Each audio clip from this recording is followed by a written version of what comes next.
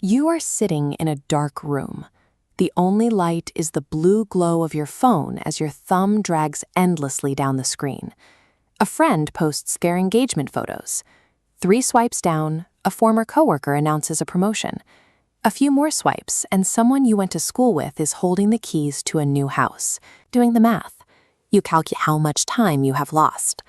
Once you place yourself at the bottom of that list, the simple reality of your life begins to feel like an argument you are losing. This perspective is a psychological trap that turns the pursuit of your goals into an urgent race to escape shame. Humans have a deeply wired biological instinct to figure out if we are surviving effectively. We constantly search for a way to measure our progress. In 1954, Festinger outlined social comparison theory. Because adulthood lacks an objective finish line, we use peers as a measuring stick.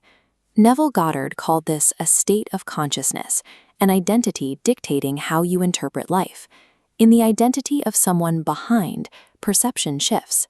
Neutral events happening to others filter through this identity, registering as direct threats to your progress. A friend buying a house is an objective reality. It is a real estate transaction.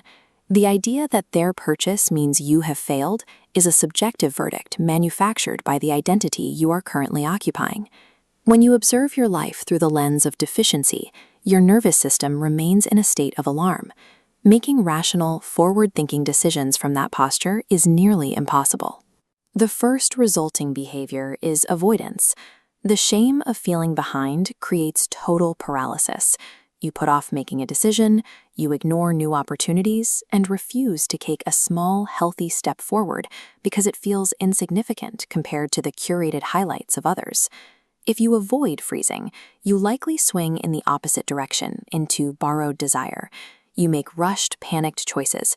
You take a job you hate or move somewhere you cannot afford solely to secure a visible symbol of adulthood.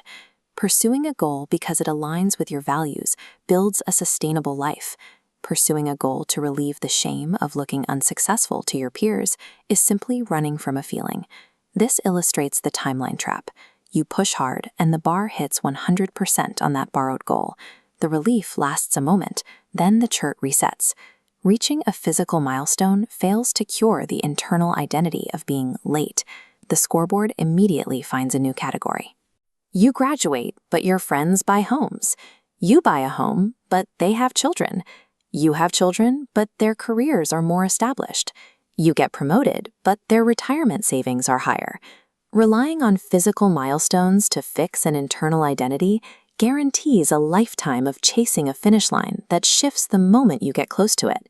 To move forward, you have to look beneath the surface of the milestone to find the specific emotional job you've assigned it. Goddard called this living from the fulfilled end. You do not actually crave the physical mortgage paperwork or the updated job title on a screen. You crave the psychological feelings of safety, establishment, and belonging. You have the capacity to inhabit that feeling of fulfillment right now.